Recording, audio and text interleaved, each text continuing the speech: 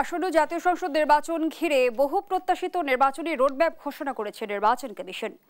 ২৪ দফার অগ্রাধিকার ভিত্তিক রোডম্যাপকে স্বাগত জানিয়ে বিএনপি মহাসচিব মির্জা ফখরুল ইসলাম আলমগীর বলেছেন, যারা নির্বাচন বয়কট করবে কিংবা নির্বাচনে বাধা দেওয়ার চেষ্টা করবে তারা নিশ্চিহ্ন হয়ে যাবে।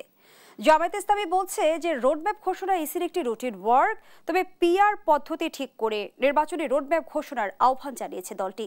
আর এনসিপি তাৎক্ষণিক প্রতিক্রিয়ায় জানিয়েছে, জুলাই সনদের পর নির্বাচনী রোডম্যাপ ঘোষণা হলে গ্রহণযোগ্যতা পেত। এখন আমরা দেখছি রোডম্যাপকে কেন্দ্র করে ভিন্ন ভিন্ন অবস্থানে রয়েছে রাজনৈতিক দলগুলো। এর আগে সংবিধান সংস্কার, জুলাই সনদ এবং পিআর পদ্ধতির দাবিতেও আমরা দেখেছি ভিন্ন ভিন্ন অবস্থানে রয়েছে রাজনৈতিক দলগুলো। কোনোভাবেই যেন রাজনৈতিক দলগুলোর মাঝে দূরত্ব কমছে না। এই বাস্তবতায় প্রশ্ন এসেছে, নির্বাচনকে জড়িয়ে যাবে অনৈক্যের জালে? এই প্রেক্ষাপটে আমাদের আজকের আলোচনা। দর্শক, আমি ফারনাজ জুই, সবাইকে আমন্ত্রণ জানিয়ে শুরু করছি দেশ টেলিভিশনের নিয়মিত আয়োজন দেশ সাম্প্রতিক। নিবেদন করছে Arail angle channel and square বার। আজকের আলোচনায় স্টুডিওতে আছেন দুজন সম্মানিত অতিথি। চলুন একে একে পরিচিত হই। আছেন ডক্টর আব্দুল আল মামুন, সমাজ রাজনীতি বিশ্লেষক ও শিক্ষক, ঢাকা বিশ্ববিদ্যালয়। সেই সঙ্গে আরও আছেন রাশেদ খান, সাধারণ সম্পাদক, গণ অধিকার পরিষদ। দুজনকে আমন্ত্রণ জানাচ্ছি আজকের আলোচনায়। রাশেদ খান, আপনাকে দিয়ে আলোচনাটা শুরু করি। আমরা বেশ কিছুদিন ধরেই দেখছি সংবিধান সংস্কার এবং জুলাই সনদের বাস্তবায়ন প্রক্রিয়া এবং পিআর পদ্ধতির নির্বাচনের দাবিতে কিন্তু রাজনৈতিক দলগুলোর মাঝে এক ধরনের মতবিরোধ চলছে। সেই বাস্তবতায় নির্বাচনী রোডম্যাপ ঘোষণা করেছে নির্বাচন কমিশন। এখনও আমরা দেখছি যে রাজনৈতিক দলগুলো থেকে ভিন্ন ভিন্ন অবস্থান ব্যক্ত করা হয়েছে। এই বাস্তবতায় নির্বাচন কি জড়িয়ে যাবে অনৈক্যের জালে? ধন্যবাদ সবাইকে। গণ অধিকার পরিষদের পক্ষ থেকে শুভেচ্ছা। গণ অভ্যুত্থানের পরে রাজনৈতিক দলগুলোর মধ্যে যে অনৈক্য, এটা আসলে একটি দুশ্চিন্তার বিষয়। তবে এটি খুব স্বাভাবিক, যেহেতু গণ অভ্যুত্থানের সময় আমাদের সবার একটি কমন লক্ষ্য ছিল হাসিনার পতন এবং একই সাথে একটি নতুন বাংলাদেশ গঠন করা। তো যেহেতু একটি অধ্যায় শেষ হয়েছে হাসিনার পতন, সুতরাং নতুন বাংলাদেশ গঠনে প্রত্যেকে তার এজেন্ডা ভিত্তিক কাজ করছে। বিএনপির এক ধরনের কর্মসূচি, গণ অধিকার পরিষদের আর এক ধরনের, জামাত, এনসিপি বা অন্যান্য দলের প্রত্যেকেরই আলাদা বক্তব্য রয়েছে।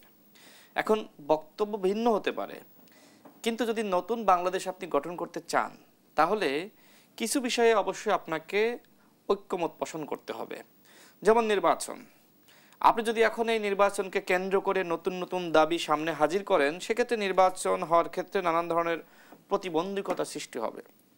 সেই জায়গায় আমার মনে হয় যে নির্বাচনের ব্যাপারে সবার একমত পোষণ করা দরকার, যে ফেব্রুয়ারি মাসে নির্বাচন, অন্তর্বর্তীকালীন সরকারের প্রধান যেটি বলেছেন সেটি মেনে নিয়েই সবাইকে নির্বাচনে যাওয়া। তবে নতুন করে কয়েকটি দল তারা আসলে নিম্ন কক্ষে পিআর চায়। দেখেন, নিম্ন কক্ষে পিআরের ক্ষেত্রে সমস্যা আছে। সেটি হলো, আমি সরকারের খুব একজন গুরুত্বপূর্ণ ব্যক্তির সাথে কথা বলেছিলাম, আমি নাম মেনশন করছি না, তবে খুবই গুরুত্বপূর্ণ জায়গায় আছে, যারা এই যে ঐক্যমতের জন্য কাজ করছে তাদের একজন। তারা বললেন যে, তিনি বললেন, দেখেন, যদি আমরা নিম্নকক্ষে পিআর দিই, সেক্ষেত্রে এদেশে যারা আসলে সংখ্যালঘু সম্প্রদায়ের যারা রয়েছে তাদেরকে নিয়ে ভারত এক ধরনের খেলা খেলবে। পাহাড়ি সম্প্রদায় তারা এক ধরনের প্রভাবিত হবে। তারা বলবে যে আমরা আলাদাভাবে প্রার্থী দিতে চাই। এরপরে আমাদের দেশের সংখ্যালঘু সম্প্রদায় তারা কিন্তু তাদের মতন করে প্রার্থী সেট করবে। তার মানে কি? তার মানে এই বাংলাদেশে যে ধর্মীয় বিভেদ, সেটা কিন্তু তৈরি হওয়ার সুযোগ রয়েছে। এবং ভারতের যে মোদী সরকার, সে তো এই দেশের হিন্দু সম্প্রদায়কে নিয়ে সবসময় এক ধরনের খেলা খেলেছে। দেখেন, এই দেশের আওয়ামী লীগ মনে করে যে হিন্দু ভোটগুলো আমার ভোট, আমার মুসলিম ভোট হয়তো আমি কতটুকু পাবো জানি না, বাট হিন্দুদের যে ভোটটা রয়েছে এই ভোটটা আমি পাবো। তো নানান ধরনের ইকুয়েশন আছে। বিশেষ করে সবথেকে বড় সংকট হলো জাতিগত বিভাজন। এবং আরেকটি বিষয় আপনাকে মাথায় রাখতে হবে যে ব্যক্তির থেকে দল বড়, দলের থেকে দেশ বড়। আচ্ছা, এই দেশে যদি একটি স্টেবল গভর্নমেন্ট না আসে তাহলে কি হবে? কার উপকার হবে? শেখ হাসিনা এবং ভারতের, তাই না? তো সেক্ষেত্রে বাংলাদেশে খুব স্টেবল গভর্নমেন্ট দরকার উন্নয়নের জন্য, দেশকে নতুনভাবে সামনের দিকে নিয়ে যাওয়ার জন্য। এখন আপনি এমন সিস্টেম চালু করলেন যে কোনো একটি দল সংখ্যাগরিষ্ঠতা পাবে না, ডিপেন্ডেন্ট থাকতে হবে। অর্থাৎ সকাল, বিকাল, রাতে, মধ্যরাতে, ফজরের নামাজের আগে পরে এমপি কেন বেচা হবে, দল কেন বেচা হবে? অস্থিতিশীলতার মধ্যে দিয়ে যাব আমরা। এক্স্যাক্টলি, যে এই দলটিকে আপনার ভালো লাগে না, ওকে তুমি সরে আসো। তার মানে আবার নির্বাচন। কিন্তু রাশেদ খান, আমরা তো সংস্কার প্রস্তাবে এমন আলোচনা দেখিনি, কিংবা জাতীয় ঐক্যমত্য কমিশনের এজেন্ডায় তো এমন বিষয় ছিল না। না, আমি তো সেটাই বলছি। তবে এই সরকার আবার উচ্চকক্ষে তারা পিয়ার চাই। উচ্চকক্ষে পিয়ারের বিষয়টি এরকম যে আপনি নিম্নকক্ষে যে পরিমাণ ভোট পেলেন সেই ভোটের অনুপাতে আপনি উচ্চকক্ষে আসন পাবেন। তো সেক্ষেত্রে খুব বেশি সমস্যা নাই। তবে এই ক্ষেত্রে অনেক দলের ভিন্ন মত আছে। বিশেষ করে আমাদের দল 2021 সালে আমরা যে ঘোষণাপত্র যখন আমরা দলটা গঠন করি সেই সময় আমরা কিন্তু এই নিম্নকক্ষ উচ্চকক্ষ রাষ্ট্রপতি প্রধানমন্ত্রীর ক্ষমতার মধ্যে ভারসাম্য আনয়ন এবং একই সাথে রাষ্ট্রপতিকে ক্ষমতায়ন করা এবং এই যে উচ্চকক্ষে পিয়ার সেই কথা কিন্তু আমরা ওই সময় বলেছিলাম। তো আমি তো হঠাৎ করে আমার দাবি থেকে সরে যেতে পারি না, যে কারণে আমরা বলেছি যে ঐক্যমতের ভিত্তিতে উচ্চকক্ষে পিয়ার যদি চালু করা যায় তাহলে সবার একটি আপনার রিপ্রেজেন্টেশন থাকে। তো এইটা যদি সবাই মিলে একমত হয় তাহলে তো ভালো। এবং রাজনৈতিক বিশ্লেষকরাও কিন্তু এমনটি বলেছে যে বিদ্যমান ব্যবস্থায় যদি আসলে উচ্চকক্ষ গঠন হয় সেখানে নিম্নকক্ষের এক ধরনের রেপ্লিকা হতে পারে। সেটা হতে পারে। তবে আবার অনেকে বলছে, যেমন ইসলামিক দলগুলোর মধ্যে আবার কেউ কেউ, যেমন ইসলামী আন্দোলন, তারা বলছে যে তারা আসলে আপনার উচ্চকক্ষটা চায় না। দেখেন, বাংলাদেশ কিন্তু একটা ছোট্ট দেশ। এই দেশে যারা আসলে এমপি মন্ত্রী হবে তাদের যে ধরনের খরচ, তাদের পিছনে যে ধরনের ব্যয় হয়, সেইটা আসলে মিট আপ করার মতন সক্ষমতা বাংলাদেশের আছে কিনা সেটি নিয়ে ভাবতে হবে। তারপরেও আপনার যেহেতু ঐক্যমত কমিশন তারা এই বিষয়টিকে পজিটিভভাবে দেখছে যে একটা ব্যালেন্স রাখার জন্য, যাতে করে শুধুমাত্র একটি কক্ষ এককভাবে সিদ্ধান্ত না নিতে পারে এবং উচ্চকক্ষ থাকলে সেই কক্ষ কিন্তু নানান বিষয়ে মতামত দিতে পারবে, সেখানে সমাজের সুধীজন থাকা দরকার। কিন্তু আমরা দেখতে পাচ্ছি যে পদ্ধতিতে আসলে সবকিছু হতে যাচ্ছে, উচ্চকক্ষে আসলে সমাজের সুধীজন, বিশেষজ্ঞ, শিক্ষক তাদের রাখার কোনো প্রক্রিয়া আমি লক্ষ্য করছি না। কোন দল যদি নিরঙ্কুশ সংখ্যাগরিষ্ঠতা পায় সেখানে যদি আসন ভিত্তিক বন্টন হয় সেখানে আরো সুযোগ কমবে কি? সেক্ষেত্রে প্রশ্নটা বুঝি নাই। কোন দল যদি নিরঙ্কুশ সংখ্যাগরিষ্ঠতা পায় আর আসন ভিত্তিক বন্টন হয়ে যদি উচ্চকক্ষ গঠন হয় সেখানে আসলে আপনি যেমনটি বলছিলেন সমাজের বিভিন্ন স্তর থেকে আনা, তখন দলের বাইরে যেয়ে কি কেউ সেখানে আসন পাবে? আমি সেই কথাই বলছি। আমাদের প্রত্যাশা ছিল যে উচ্চকক্ষে আমাদের সমাজের সুধীজন, শিক্ষক, সুবিবেচক, সাংবাদিক, আইনজীবী, নানান পেশার মানুষের একটা রিপ্রেজেন্টেশন থাকবে। কিন্তু অন্তর্বর্তীকালীন সরকার যেটি বলছে যে আপনার একই সাথে প্রার্থী ঘোষণা করতে হবে, নিম্নকক্ষের প্রার্থী কারা হবে, উচ্চকক্ষের প্রার্থী কারা হবে। তো সেক্ষেত্রে কিন্তু আপনার এমন একটা অবস্থা তৈরি হচ্ছে যে দলের বাইরে কেউ কিন্তু আসতে পারতেছে না। বিএনপি কাকে সেখানে নিতে চাই, বিএনপিকে আগে থেকে কিন্তু নাম প্রকাশ করতে হবে। তো সেক্ষেত্রে কি হবে? সেক্ষেত্রে সমস্যা হলো যে অনেক ভালো মানুষ, অনেক সুনাগরিক তারা কিন্তু আসলে রাজনৈতিক দলের ব্যানারে এসে তারা উচ্চকক্ষে কিন্তু যেতে চাইবে না, নানান ধরনের সংকট রয়েছে। তো আমার মনে হয় সবকিছু নিয়ে আলোচনা হচ্ছে, ঐক্যমত কমিশন সবার সাথে বসছে, তারা আগামী 15 তারিখ থেকে আগামী মাসের তারা আবার বসবে, আলোচনা করবে। আমার মনে হয় এইবার একটা ফলপ্রসূ আলোচনা হবে। তবে এই ক্ষেত্রে সবথেকে বড় সমস্যা হচ্ছে যে কয়েকটি দল তারা আসলে নির্বাচনটা চায় না। তারা মনে করে যে নির্বাচন যদি হয়ে যায় তাহলে এই সরকারের কাছ থেকে আমি যে সুযোগ সুবিধা পাচ্ছি সেটা তো পাবো না। যেমন এনসিপির একজন নেতা সার্জিস আলম, তার শ্বশুর কিন্তু আপনার বিচারপতি হয়েছে। আচ্ছা, যখন আপনার এই অন্তর্বর্তীকালীন সরকার ক্ষমতায় মনে করেন যে থাকতেছে না, তখন কি সার্জিস আলম বলেন বা তাদের অন্য আলমরা রয়েছে তারা চাইলেও কি আসলে তাদের শ্বশুরদেরকে বিচারপতি বানাতে পারবে? সার্জিস আলমের প্রভাবে কি তার শ্বশুর বিচারপতি হয়েছে? অবশ্যই, এটা তো অফেন সিক্রেট। সে যদি এখন বলে যে আমার শ্বশুরের যোগ্যতা রয়েছে, তো তোমার শ্বশুর এত যোগ্য অন্য সময় কেন বিচারক হইল না? এত যোগ্য বলা হচ্ছে যে আমার শ্বশুর খুব যোগ্য, তাহলে আওয়ামী লীগের আমলে কেন যোগ্য লোক বিচারক হলো না? এক। দ্বিতীয়ত, অন্য আমলে কেন হলো না? অন্তর্বর্তীকালীন সরকার, যে সরকার আসলে এনসিপির সরকার এবং এনসিপির একজন গুরুত্বপূর্ণ মুখপাত্র আপনি, এখন এই সরকারের আমলে আপনার শ্বশুর হয়ে গেছে বিচারপতি। হ্যাঁ, আমি বলছি না তার যোগ্যতা নাই, কিন্তু অবশ্যই সার্জিসের সুপারিশ রয়েছে। সার্জিস প্রয়োজনে টকশোতে আসুক, ওপেন চ্যালেঞ্জ করুক, হ্যাঁ প্রয়োজনে সে বলুক যে না আমার কোনো সুপারিশ নাই। সে সার্জিস আলমের শ্বশুর যে আপনার ডিএজি হয়েছে সেখানেও তার সুপারিশ রয়েছে, এরপরে যে বিচারক হয়েছে সেখানেও সে সুপারিশ রয়েছে না? কনফ্লিক্ট অফ ইন্টারেস্টে কিন্তু তারা জড়িয়ে পড়তেছে। তো যাই হোক, এই ধরনের সুযোগ সুবিধা তারা ভোগ করতেছে। দেখেন, এই যে এনসিপির নেতারা কিন্তু বিভিন্ন দপ্তরে ছাত্র প্রতিনিধি হিসেবে রয়েছে। তার মানে এই সরকার যখন চলে যাবে তখন তো এগুলো থাকবে না। এবং একই সাথে এনসিপির নেতারা যদি এখন প্রধান উপদেষ্টার বাসভবনে যেতে চায়, কোনো সিকিউরিটি লাগবে না, কিচ্ছু লাগবে না, চেহারা দেখা মাত্র ঢুকে চলে যেতে পারবে। এই যে নানান ধরনের সুযোগ সুবিধা তারা পাচ্ছে, বিভিন্ন জায়গা থেকে বিভিন্ন ধরনের সুযোগ সুবিধা পাচ্ছে, এগুলো তো পাবে না। একই সাথে দেখেন, ইসলামী আন্দোলন বাংলাদেশে কিন্তু একজন উপদেষ্টা রয়েছে, ধর্ম উপদেষ্টা কিন্তু তাদের দলের। সুতরাং নির্বাচন হয়ে গেলে তাদের এমপি মন্ত্রী হয় কিনা সেটা নিয়ে তারা এক ধরনের সন্দেহ সংশয়ের মধ্যে আছে। সুতরাং এই সরকার যতদিন থাকবে তারা তাদের দলটা গুছিয়ে নিতে পারবে। জামাত ইসলাম যেটি করেছে যে প্রশাসনে বিশ্ববিদ্যালয়ের ভিসি হিসেবে, শিক্ষক হিসেবে বিভিন্ন জায়গায় বিভিন্ন জনের প্রমোশন বলেন বা বিভিন্ন জায়গায় সচিব বলেন বা ডিসি বলেন, এসপি বলেন। কিছুদিন আগে কিন্তু একটা নিউজ হয়েছিল যে এনসিপি এবং জামাত মিলে আপনার ডিসি নিয়োগের তালিকা দিয়েছে। আপনি নিশ্চয়ই পড়েছেন এটা, স্যার দেখেননি এটা? দেখেছেন। তো এখন তো তাদের প্রশাসনে তারা নানান ধরনের সুযোগ সুবিধা পাচ্ছে। তারা ভাবছে যে যদি নির্বাচনটা হয়ে যায় সেক্ষেত্রে আমরা কতটুকু সুযোগ সুবিধা পাই বলা যাচ্ছে না। কারণ বাংলাদেশের বাস্তবতা হলো যে অতীতে আওয়ামী লীগ ক্ষমতায় ছিল বা গিয়েছে, বিএনপি ক্ষমতায় ছিল বা গিয়েছে, এর বাইরে তো গণতান্ত্রিকভাবে নির্বাচনের মাধ্যমে আর কোনো দল ক্ষমতায় যায়নি। সুতরাং এখন যে দলগুলো এই সরকারের কাছ থেকে ব্যাপকভাবে সুযোগ সুবিধা পাচ্ছে, তারা চাচ্ছে যে আগামী ফেব্রুয়ারি মাসে ইলেকশনটা না হোক। ডক্টর মোহাম্মদ ইউনূস 5 বছর শেষ করি, 30 সেকেন্ডে শেষ করি। দেখেন, এই যে অন্তর্বর্তীকালীন সরকারের প্রধান বা এই সরকার যে 5 বছর থাকবে সেই আলাপটা সামনে কে আনলো সবার সামনে? নিশ্চয়ই আপনি ভুলে যাননি, সার্জিস আলম। তিনি কেন এই সরকারকে 5 বছর দেখতে চান? কারণ এই বছর তার শ্বশুরকে বিচারক হিসেবে নিয়োগ দিয়েছেন, পরের বছর তার শালাকে ডিসি হিসেবে নিয়োগ দিবেন, তারপরের বছর তার একজন আত্মীয়কে আপনার অন্য পদে শিক্ষক হিসেবে নিয়োগ দেবেন। নানান জায়গায় নিয়োগ দেওয়ার সুযোগটা কিন্তু 5 বছরে তৈরি হবে। নির্বাচনটা হয়ে গেলে এই সুযোগটা তিনি পাবেন না। ধন্যবাদ জানাচ্ছি রাশেদ খান। ডক্টর আব্দুল আল মামুন, যেমনটি বিএনপি মহাসচিব বলেছেন, যারা নির্বাচন বয়কট করবে কিংবা বাধা দেওয়ার চেষ্টা করবে তারা নিশ্চিহ্ন হয়ে যাবে। এই আলোচনাটা কিন্তু আমরা বারবার দেখছি। ক্ষমতার সুবিধাভোগী যারা, তারাই কি নির্বাচন বিলম্বিত করার চেষ্টা করছে? যেমনটি আসলে রাশেদ খান সুনির্দিষ্টভাবে বলছিল যে এনসিপি কোন কোন জায়গায় ক্ষমতার সুফল ভোগ করছে। জামায়াত ইসলামীর ক্ষেত্রেও কিন্তু একই অভিযোগ বলা হয়ে থাকে। প্রশাসন, বিশ্ববিদ্যালয় সহ বিভিন্ন ক্ষেত্রে জামায়াত সমর্থিত ব্যক্তিরা ভালো অবস্থায় রয়েছে। 16টির মতো বিশ্ববিদ্যালয়ে তাদের সমর্থিত ব্যক্তি উপাচার্য হয়েছেন। প্রশাসনের উচ্চ পর্যায়েও একই অবস্থা। এ কারণেই কি নির্বাচন নিয়ে দ্বিধা কিংবা সংশয়? ধন্যবাদ আপনাকে। এটি তো বলতে কোনো দ্বিধা নেই যে জন্মলগ্ন থেকে, আমি স্বাধীনতা পরবর্তী বলবো না, জন্মলগ্ন থেকে শুরু করে এখন পর্যন্ত যে সময়কাল জামাতের রাজনীতির পুরো সময়ের মধ্যে সবচেয়ে সুবিধাজনক অবস্থায় জামাত রয়েছে। শুধুমাত্র রাষ্ট্রীয় কাঠামো বা প্রতিষ্ঠানের মধ্যে নয়, এটা তাদের ছাত্র রাজনীতির যে অবস্থা বা দল হিসেবে তাদের যে অবস্থান, সেটি অবশ্যই সবচেয়ে ভালো অবস্থায় রয়েছে। এবং রাশেদ সাহেব এটা খুব ভালোভাবেই বলছেন যে এই অবস্থানটা কেউ হারাতে চায় না। ইস্যুটা যেখানে হচ্ছে যে আজকে একটা জিনিস আমি প্রথমেই বলে নিই যে আজকে যে রোডম্যাপটি ঘোষণা করলো এটি কিন্তু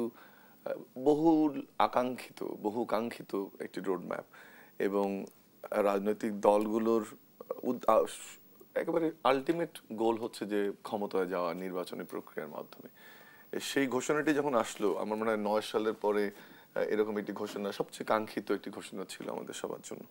এবং তখন এটার বিপক্ষে অবস্থান নেওয়া বা অন্য কথাটা বলাটা আসলে কতটুকু শোভন এটি এবং রাজনৈতিক সংস্কৃতির অংশ হতে পারে কিনা সেটা একটা সন্দেহ রেখেই দেয়।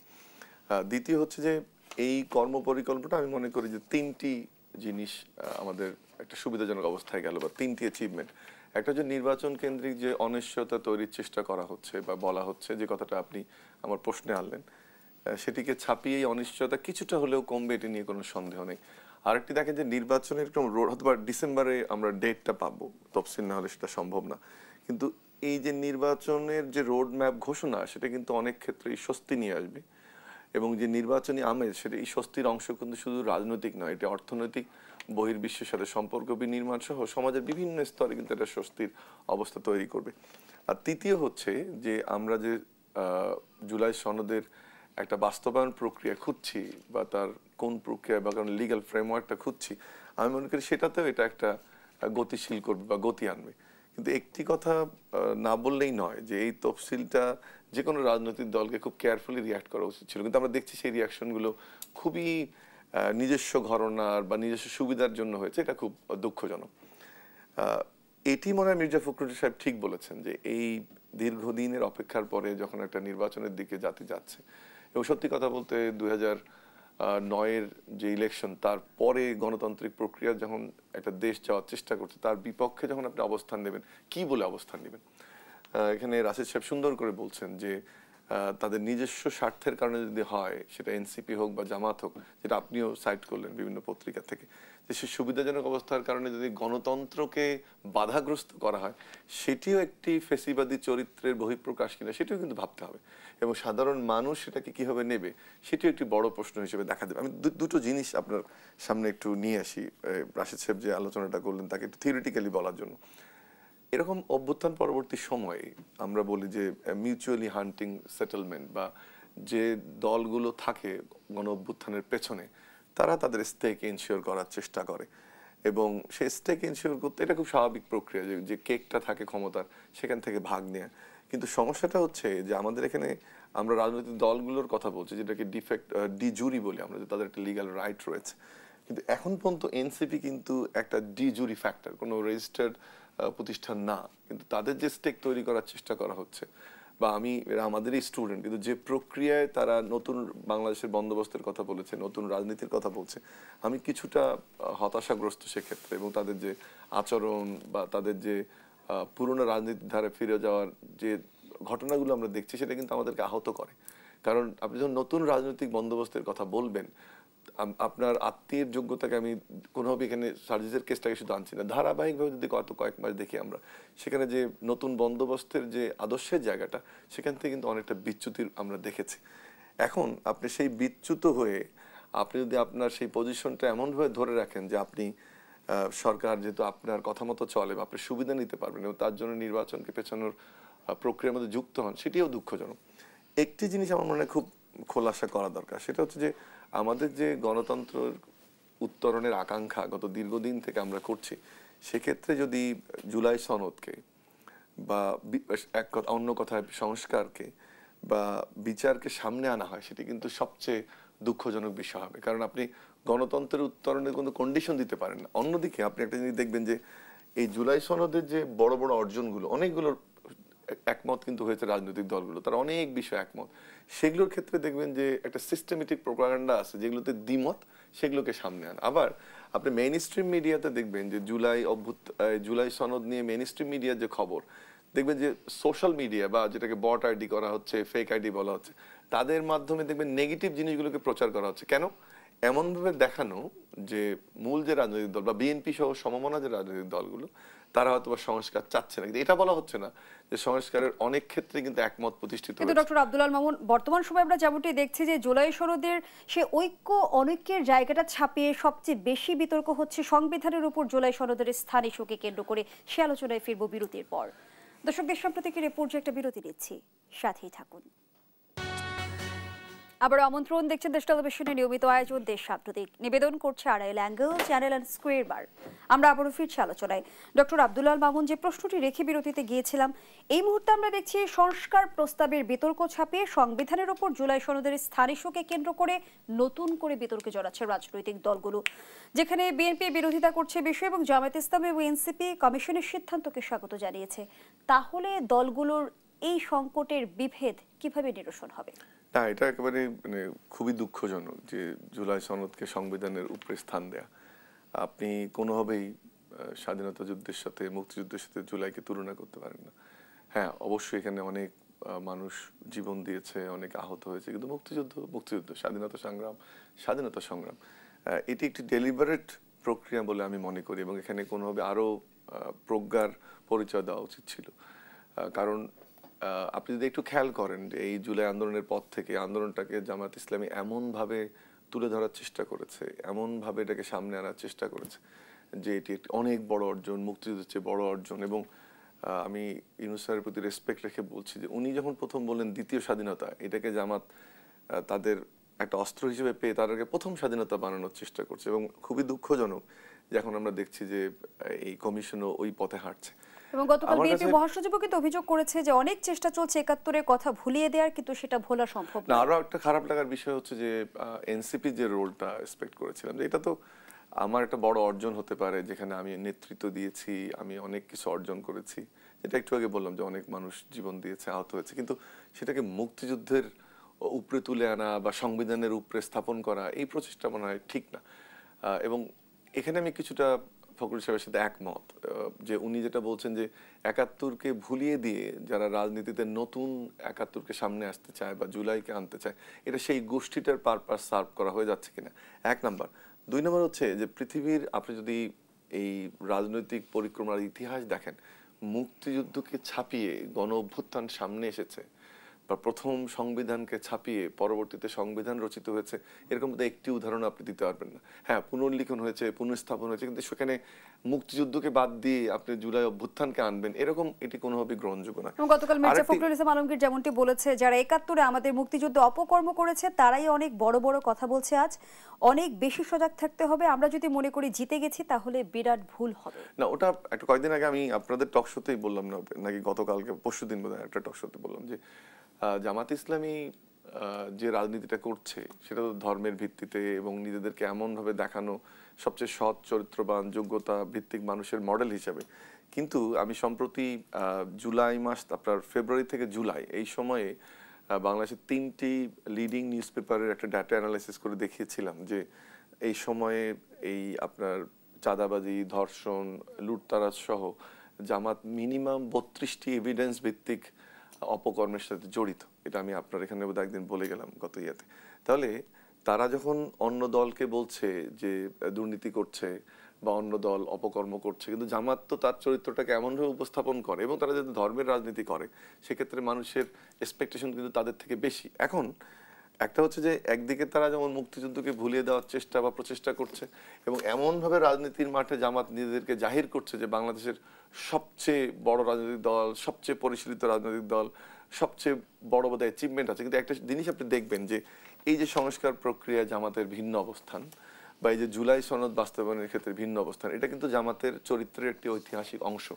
সবসময়ই জামাত ক্ষমতার পাশাপাশি থাকতে চেয়েছে এবং এবারও আপনি খেয়াল করেন এবং তার জন্য জামাতকে খেসারত দিতে হয়েছে যে একটা স্বল্প সময় হয়তো বা জামাত কমফোর্ট পেয়েছে, কিন্তু লম্বা সময় ধরে তাদেরকে খেসারত দিতে হচ্ছে।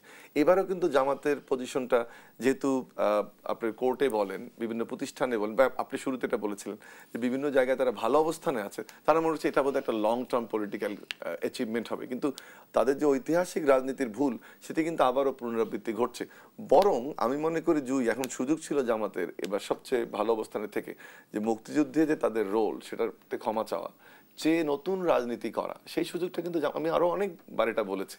আমি জানি না জামাতের যারা অডিয়েন্স আছেন তারা কিভাবে নিচ্ছেন, বাট জামাতের জন্য এবার একটা সুযোগ ছিল যে মুক্তিযুদ্ধে তাদের যে ভূমিকা সেটা ক্ষমা চেয়ে এই যে রাজনীতির ফাঁকা মাঠ একটা অনেক দিন এটা থাকবে, সেই ফাঁকা মাঠে একনলেজ করছে না, সেটা করলে ভালো হতো। সেটা তো একনলেজ করছে না, বরং ওটাকে নানান ইস্যুতে ঢাকার চেষ্টা করছে, যেটা কিন্তু আমি মনে করছি বুমেরাং হচ্ছে। আপনার রাজনীতির যে ফাঁকা মাঠ সেটা সংখ্যার দিক থেকে, দলের দিক থেকে, এই মুহূর্তে তাদের যে কর্মকাণ্ড সব দিক থেকে, এবং সামনে যে নির্বাচন, সেই নির্বাচনকে রেখেও কিন্তু তাদের উচিত ছিল যে অতীতের যে তাদের কর্ম, অতীত যে তাদের এলিগেশন তাদের নামে, সেগুলোকে পিছনে ফেলে ক্ষমা চেয়ে রাজনীতি করা। আরেকটা জিনিস আমি বলি, একটা আশঙ্কা নিয়ে তো আপনি শুরু করলেন আজকের আলোচনাটা, সেক্ষেত্রে আমি মনে হয় যে স্বাধীনতোত্তর বাংলাদেশে নির্বাচনী রাজনীতিতেও কিন্তু জামাত সবচেয়ে এখন ভালো অবস্থানে আছে এবং তারা এটা মোটামুটি, আমি রাশেদ সাহেবদের প্রতি রেসপেক্ট রেখে বলি, মোটামুটি নিশ্চিত যে তারা হয়তো প্রধান বিরোধী দল হিসেবে আবির্ভূত হবে।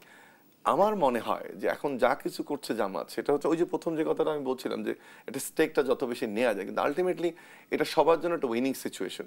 বিএনপির জন্য, জামাতের জন্য বিরোধী দল হওয়া, বা এনসিপির জন্য, এনসিপির নতুন রাজনৈতিক দল যদি এখন থেকে ইলেকশন বয়কট করে বা ওইদিকে চলে যায়, যেটা দিয়ে আপনি শুরু করেছিলেন আজকে, যে মির্জা ফখরুল সাহেব বলেছেন যে কেউ এটা অনেক বড় ভুল করবে যদি নির্বাচন কেউ না অংশগ্রহণ করে, তাহলে জামাতের জন্য উইনিং সিচুয়েশন, বিএনপির জন্য, এনসিপি, সবার জন্য। সেজন্য আমি মনে করি যে আজকে যে রোড ম্যাপ ঘোষণা হলো এবং ফেব্রুয়ারিতে যে নির্বাচন, এটা আসলেই আমি বিশ্বাস করি, এবং যে ধরনের অনিশ্চয়তা আছে এগুলো আস্তে আস্তে কেটে যাবে। সেটা ডিপেন্ড করবে সরকার কতটা শক্ত অবস্থান নেয় তার উপরে। সরকার যদি নানান ইস্যু তৈরি করে সেটা একটা সমস্যা। ধন্যবাদ জানাচ্ছি ডক্টর আব্দুল্লাহ বাবুল। রাশেদ খান, ঢাকা রিপোর্টার্স ইউনিটিতে মঞ্চ ৭১ নামের একটি সংগঠন সেমিনারের আয়োজন করেছিল আজ, যেখানে সেমিনারের বিষয় ছিল মুক্তিযুদ্ধ, বাংলাদেশের সংবিধান। ডক্টর কামাল হোসেনের মতো সংবিধান বিশেষজ্ঞ, আইনের অধ্যাপক, মুক্তিযোদ্ধা, সাংবাদিকদের আমন্ত্রণ জানানো হয়েছিল সেখানে। হঠাৎ সেখানে কিছু লোক যে অনুষ্ঠানটা আমরা দেখলাম যে ভণ্ডুল করে দিল, চললো গালাগালি, অশ্লীল স্লোগান। আমি জানতে চাই যে এই যে শারীরিকভাবে হেনস্থা করা হলো অতিথিদের, এটি কি মব নয়? কিছুক্ষণ পরে পুলিশ এলো এবং আরো মজার যে ঘটনাটি সেটি হচ্ছে পুলিশ কিন্তু ভণ্ডুলকারীদের নয় বরং সম্মানিত অতিথিদের আটক করে নিয়ে গেল। তাহলে কি সরকারি মবকে প্রশ্রয় দিচ্ছে? ধন্যবাদ। আপনি নিশ্চয়ই খেয়াল করেছেন যে অন্তর্বর্তীকালীন সরকারের যিনি প্রেস সচিব রয়েছেন তিনি বলেছিলেন যে এগুলো আসলে প্রেশার গ্রুপ, এবং সরকারের আবার দুই একজন উপদেষ্টা কিন্তু আবার মবের বিষয়ে তারা প্রতিক্রিয়া জানিয়েছে, তারাও বেশ এটা নিয়ে উদ্বিগ্ন। আবার কোনো কোনো উপদেষ্টা এই মবকে প্রশ্রয়ও দিয়েছে। সরকারের মধ্যে আসলে নানান ধরনের গ্রুপ রয়েছে, কোনো গ্রুপ মবের পক্ষে, কেউ আসলে বিপক্ষে। তো যাই হোক, আজকে যে ঘটনা ঘটেছে দেখেন, আমি সবসময় যেটি বলছি, যে সকল ব্যক্তিরা ইনিয়ে বিনিয়ে আওয়ামী লীগের পক্ষে বয়ান তৈরি করছে, তাদের যে কোনো প্রচেষ্টা যদি থামাতে হয় সেই দায়িত্ব সরকারের, সেই দায়িত্ব পুলিশের, কিন্তু সরকার সেই দায়িত্ব পালন করছে না, যে কারণে জনগণকে আসলে এক ধরনের মুখোমুখি দাঁড় করানো হচ্ছে। যেমন আজকে যে ঘটনা ঘটলো, সরকারের কাছে তথ্য ছিল, গোয়েন্দা সংস্থার কাছে তথ্য ছিল, সেখানে কারা যাবে, তাই না? কিন্তু সরকার এইটা আসলে বন্ধের উদ্যোগ নেয়নি। আবার সেখানে একটি গ্রুপ অফ পিপুল গিয়েছে, যারা কোন রাজনৈতিক দলের সেটা এখনো পর্যন্ত আমরা চিহ্নিত করতে পারছি না। তারা নিজেদেরকে দাবি করছে তারা জুলাই যোদ্ধা। দেখেন, জুলাই যোদ্ধার নামে বিভিন্ন সময় আমরা দেখেছি সড়ক অবরোধ করা হয়েছে, প্রধান উপদেষ্টার বাসভবন ঘেরাও করা হয়েছে, নানান ধরনের ঘটনা কিন্তু ঘটেছে। আজকে যে ঘটনা ঘটেছে এটা আসলে আমার মনে হয় যে জুলাই বিপ্লবকে এক ধরনের বিতর্কিত করা, যে জুলাই যোদ্ধা নামে তারা এইভাবে মব সৃষ্টি করছে। সুতরাং সরকারের উচিত হবে, যদি তাদের কাছে কারোর বক্তব্য, কারোর আচরণ আওয়ামীপন্থী মনে হয় এবং আওয়ামী লীগকে ফিরিয়ে আনার জন্য কাজ করছে, নিজেদের পক্ষ থেকেই আইন শৃঙ্খলা বাহিনীর মাধ্যমে পদক্ষেপ নেওয়া। অন্যথায় যদি ছাত্র জনতা এরকম আওয়ামীপন্থী বুদ্ধিজীবীদের মুখোমুখি হয়, সেক্ষেত্রে দেশে বিদেশে এক ধরনের বিতর্ক সৃষ্টি হয়। এই জন্য আমি এদেশের জনগণ এবং যারা বিপ্লবের শক্তি তাদের প্রতি আহ্বান রাখবো, আইনটা আসলে নিজের হাতে তুলে নেবেন না। যদি আপনার কাছে মনে হয় যে এই বিষয়ে সরকারকে, স্বরাষ্ট্র উপদেষ্টাকে জানানো দরকার, প্রধান উপদেষ্টাকে জানানো দরকার, আপনি সেখানে যান, সেখানে গিয়ে আপনি জবাবদিহিতা চান। আজকের ঘটনা মনে করেন যে তারা আওয়ামী লীগের বা আওয়ামীপন্থী সেখানে গিয়েছে, তাহলে এদের উচিত ছিল যমুনার অভিমুখে যাওয়া, প্রধান উপদেষ্টার সাথে সাক্ষাৎ করা, কথা বলা, অথবা স্বরাষ্ট্র উপদেষ্টার সাথে কথা বলা, অথবা আইজিপির সাথে কথা বলা, তাদেরকে বলা যে এখানে আওয়ামী লীগের লোকজন জড়ো হয়েছে, আওয়ামী লীগের বুদ্ধিজীবীরা জড়ো হয়েছে, তারা একটি বিশৃঙ্খলা তৈরির চেষ্টা করছে। তাহলে পুলিশ আসতো, পুলিশ তো গিয়েছে, তাই না? আগে হোক পরে হোক পুলিশ তো গিয়েছে। কিন্তু আমার কাছে মনে হয় যে এই জুলাই গণঅভ্যুত্থানকে বিতর্কিত করার জন্য এই ধরনের মব সরকার আসলে আশ্রয় প্রশ্রয় দিচ্ছে। আমি কিন্তু সবসময় বলে আসছি, এই কথা আমি বলি, দেখেন আওয়ামী লীগের মধ্যে যারা নিরীহ ছিল, যারা নির্দোষ ছিল, যারা মনে করেন কোনো অপরাধ করে নাই, তাদের সাথে জুলুম করা যাবে না। কিন্তু একই সাথে আওয়ামী লীগের নামে যদি কেউ ওই আমরা একদিকে তাদের বলছি যে তাদের উপর জুলুম করা যাবে না, আবার আমাদের এই বক্তব্যের সুযোগ নিয়ে তারা আবার মাঠে নামবে, সেটা তো আমরা আশ্রয় প্রশ্রয় দিতে পারি না। এই বিপ্লবে 2000 মানুষ শহীদ হয়েছে, 30,000 আহত যোদ্ধা। যতক্ষণ না পর্যন্ত আওয়ামী লীগের বিচারটা শেষ হচ্ছে, তার আগে তো আওয়ামী লীগ নির্বাচনে যেতে পারছে না, এবং সেই ধরনের পরিবেশ নাই। সরকারও কিন্তু আওয়ামী লীগকে ডাকছে না।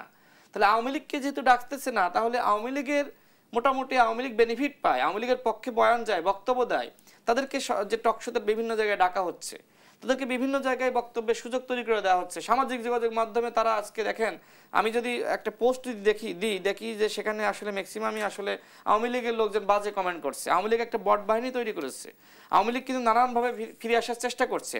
যেমন যে জাতীয় পার্টি, আচ্ছা আজকে যারা গিয়েছে তাদের থেকে তো জাতীয় পার্টি নিকৃষ্ট। তাহলে জাতীয় পার্টি আমরা লক্ষ্য করছি যে তারা কিন্তু মাঠে নামতেছে। জিএম কাদেরের নামে মামলা হয়েছে, আপনি কেন ধরতেছেন না? চুন্নুর নামে মামলা হয়েছে, আপনি কেন ধরতেছেন না? কেন আপনি জাতীয় পার্টি এবং 14 দলের যারা আছে তাদের সাংগঠনিক কার্যক্রম আপনি নিষিদ্ধ করছেন না? আওয়ামী লীগের মতন দলের যদি সাংগঠনিক কার্যক্রম নিষিদ্ধ হয়, তারা যদি মাঠে না নামতে পারে, তাহলে জিএম কাদের জাতীয় পার্টির দলবল নিয়ে, লোক নিয়ে কেমনে সে মিছিল করে? সরকার কেন পদক্ষেপ নেয় না? এবং ছাত্র জনতা যদি জাতীয় পার্টির মিছিলটা থামাতে যায়, তখন আপনি আবার বলবেন যে এখানে মব সৃষ্টি করা হয়েছে, জিএম কাদেরকে হেনস্থা করা হয়েছে। তো আমার কাছে মনে হয় যে সরকার এইসব সুযোগ সৃষ্টি করে দিচ্ছে। আপনি আগে আরেকটি কথা বলছিলেন, দেখেন এই যে সচিবালয়, দেখেন কারা এখানে আওয়ামী লীগের সচিব, আওয়ামী লীগের ডিসি, আওয়ামী লীগের এসপি, আওয়ামী লীগের আমলাদেরকে কিন্তু এখনো পর্যন্ত বহাল তবিয়তে রাখা হয়েছে। সরকারের প্রত্যেকটা দপ্তরে, সেক্টরে, সমগ্র জায়গায় আপনার আওয়ামী লীগের লোকজনকে টিকিয়ে রাখা হয়েছে। আমি একটা কথা প্রায়ই বলি, অবস্থা দেখে মনে হচ্ছে যে শেখ হাসিনার পরামর্শে দেশ চালাচ্ছে অন্তর্বর্তীকালীন সরকার। শেখ হাসিনা কিন্তু দিল্লিতে পালিয়েছে, কিন্তু শেখ হাসিনার যে ফ্যাসিবাদী সিস্টেম তৈরি করেছিল, সেই সিস্টেম এবং সিস্টেমের ধারক বাহক সবাই কিন্তু এখনো পর্যন্ত রয়ে গেছে। এদিকে অভিযোগ আছে যে ভোট বানচালে দিল্লিতে হাসিনাকে 2500 কোটি টাকা দিয়েছে এস আলম। অন্যদিকে আবার বলা হচ্ছে পর্দার অন্তরালে জাতীয় পার্টিকে একটি পক্ষ বানানোর আয়োজন চলছে। জাতীয় পার্টি কি আবারও রাজনীতিতে তুরুপের তাস হতে যাচ্ছে কিনা, সেই প্রশ্ন আপনার কাছে রেখে যাচ্ছি। বিরতির পর ফিরছি। দর্শকদের সাম্প্রতিক রিপোর্ট, আবারও বিরতিতে যাচ্ছি, সাথেই থাকুন।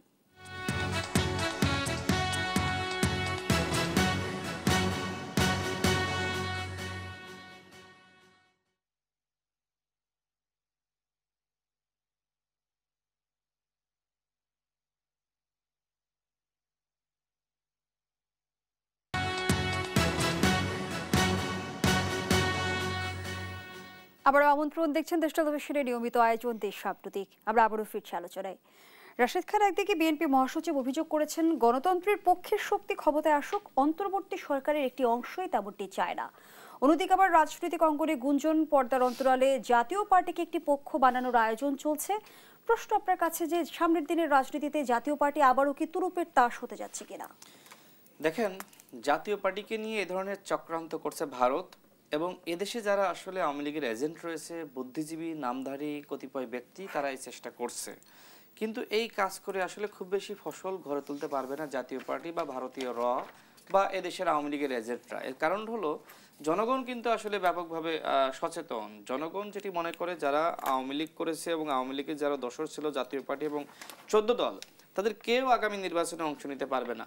আচ্ছা, মনে করেন যে সরকার জাতীয় পার্টিকে নির্বাচনে অংশ নেওয়ার সুযোগ দিল, জাতীয় পার্টির কোনো প্রার্থীর কি ওই হ্যাডাম আছে যে এলাকায় গিয়ে নির্বাচন করবে, গণসংযোগ করবে? জনগণ তো পিটাই মাঠছাড়া করবে। সুতরাং এই নির্বাচনটা আসলে আওয়ামী লীগ বলেন, জাতীয় পার্টি বলেন, 14 দল বলেন, তাদের উচিত হবে কোনোভাবেই স্বতন্ত্র নামে বেনামে ডামি মামি কোনো নামেই অংশ না নেওয়া। অংশ নিলে বরং তারা নানানভাবে কিন্তু জনগণের দ্বারা আসলে হেনস্থার শিকার হবে। তবে দেখেন, আমি একটা জিনিস খুব আশ্চর্য হচ্ছি যে জিএম কাদের কত বড় মাফিয়া, সে কিন্তু অ্যারেস্ট হচ্ছে না।